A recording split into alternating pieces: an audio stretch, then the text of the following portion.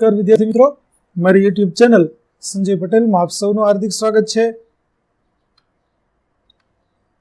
મિત્રો, આજના વિડીયોની અંદર આપણે ધોરણ 8 વિષય છે હિન્દી, જેનો પાઠ 7મો કે જે પ્રથમ સત્રની અંદર આવે છે, જેનું નામ છે સોચ અપની અપની। આ પાઠના અભ્યાસ અને સ્વાધ્યાયના પ્રશ્નોની સમજૂતી મેળવવાના છે। વિદ્યાર્થી મિત્રો, જો તમે મારી ચેનલમાં નવા હોય તો મારી ચેનલને જરૂરથી સબસ્ક્રાઇબ કરો, વિડીયો સારો લાગે તો લાઇક કરો, શેર કરો અને બેલ નોટિફિકેશન ઓન કરો, જેથી મારા આગળના તમામ વિડીયો પણ આપને મળતા રહે। તેમજ મિત્રો, આ પાઠની પીડીએફ જોવા માટે પ્લે સ્ટોરમાં જઈ અમારી એપ્લિકેશન વિશ્વગુરુ સંજય પટેલ ડાઉનલોડ કરી તમારા મોબાઈલમાં ઇન્સ્ટોલ કરો। જે તમે શરૂ કરશો તો તમને આ પ્રકારે જોવા મળશે, જેમાં ઉપલબ્ધ બધા ધોરણોની અંદર ધોરણ બતાવશે, ધોરણ પસંદ કરશો એટલે વિષય બતાવશે, વિષય પસંદ કરશો એટલે પાઠ બતાવશે, જેમાં વિડીયો ઉપર ક્લિક કરતા વિડીયો જોઈ શકશો અને અન્ય સાહિત્ય ઉપર ક્લિક કરશો તો તમને પીડીએફ જોવા મળશે।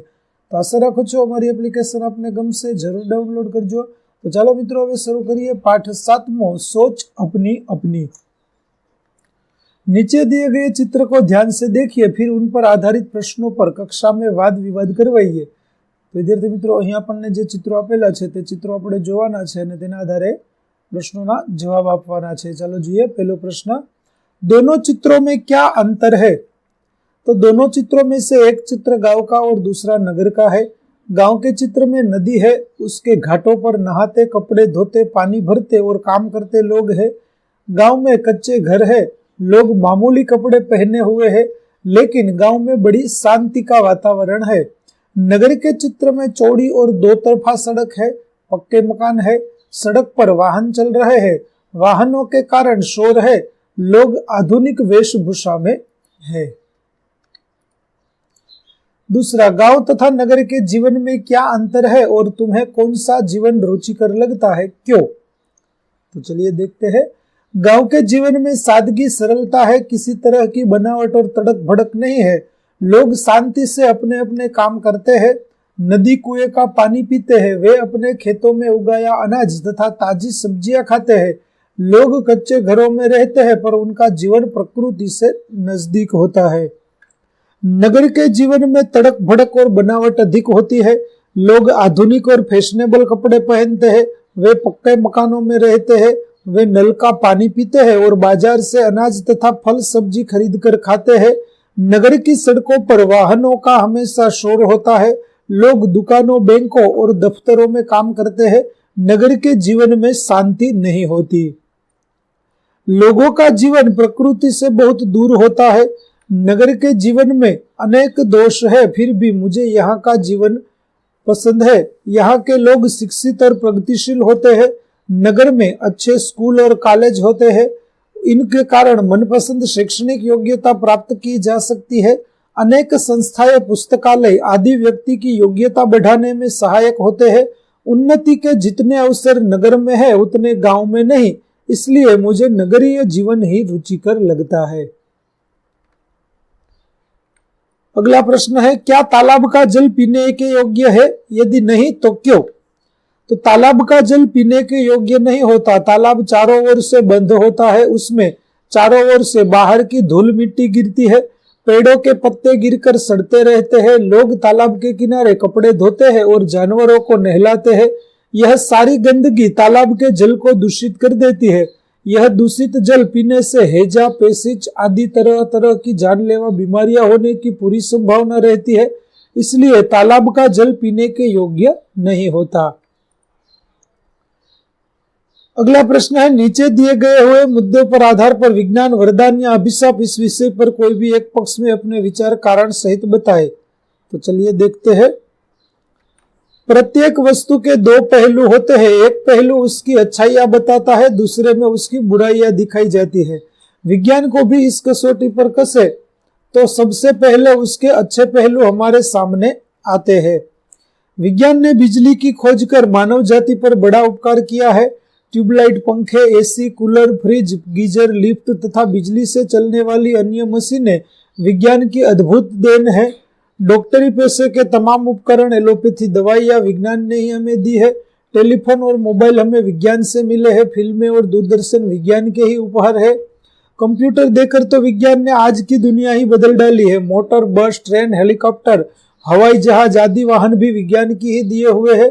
विज्ञान के कारण आज मनुष्य अंतरिक्ष में पहुंच गया है, चांद की धरती पर उसने अपने कदम रख दिए हैं। विज्ञान के इन अनमोल वरदानों के कारण मानव आज धरती पर ही स्वर्ग के सुख लूट रहा है। इन सब आविष्कारों के साथ ही विज्ञान ने बंदूक, पिस्तौल, परमाणु बम जैसे हिंसा और विनाश के साधन भी दिए हैं।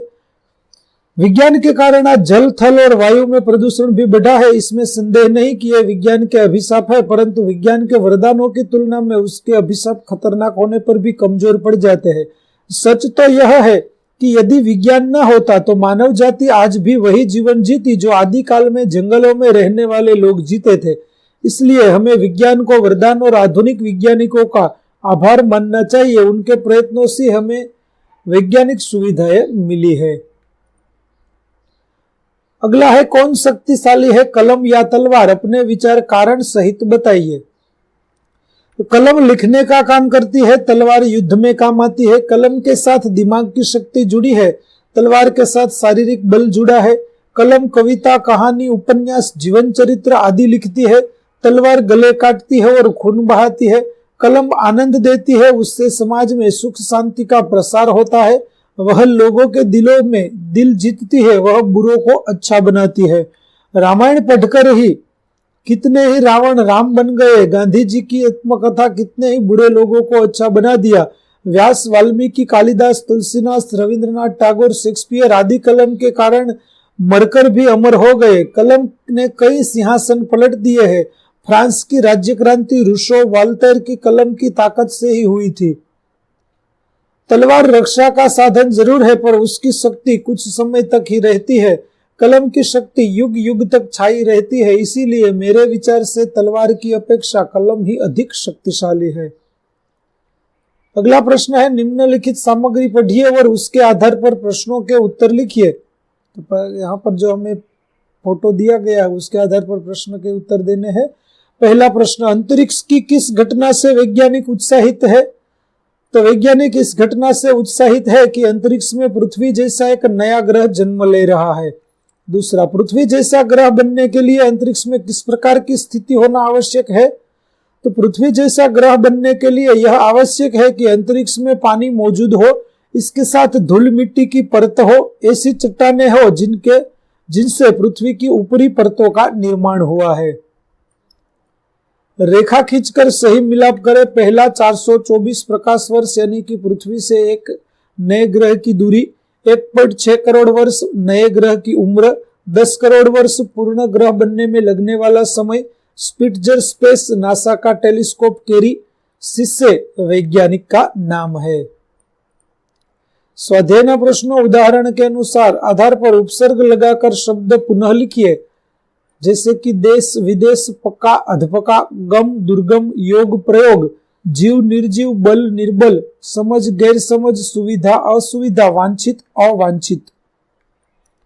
दूसरा है, उदाहरण के आधार पर प्रत्यय लगाकर शब्द पुनः लिखिए। पहला है विदेश तो विदेशी, प्रकृति तो प्राकृतिक, पुत्र तो पुत्री, लापरवाह तो लापरवाही, चंचल तो चंचलता, यंत्र तो यांत्रिक, मानव तो मानवता, हंस तो हंसी। प्रश्न 3 है, चित्र के आधार पर काव्य की रचना कीजिए। तो चलिए करते हैं। घड़ी लगी दीवार पर टिक टिक कर तू चलती है, दिन हो चाहे रात हो, जाड़ा या बरसात हो, कभी न तू रुकती है। प्रश्न 4, देश की उन्नति, विकास एवं रक्षा के लिए आप क्या बनना चाहेंगे, किसान या सैनिक? कारण सहित अपने मित्र को पत्र लिखिए। तो चलते लिखते हैं। 15 सुयोग, बोरीवली पूर्व, मुंबई 400066, दिनांक है 6/10/2022। प्रिय मित्र राज, सप्रेम नमस्ते। बहुत दिनों के बाद तुम्हारा पत्र आया। चित्रकला प्रतियोगिता में प्रथम पुरस्कार मिलने पर तुम्हें ढेर सारी बधाई। पत्र में तुमने पूछा है किसान या सैनिक बनने के बारे में तुम्हारी पसंद क्या है। बड़ा टेढ़ा सवाल है, क्योंकि हमारे देश में किसान और सैनिक दोनों का महत्व है। यदि जवान राष्ट्र का रक्षक है तो किसान हमारा अन्नदाता है। फिर भी मैं तो किसान बनना ही पसंद करूंगा। हमारी देश की जनसंख्या बढ़ती जा रही है।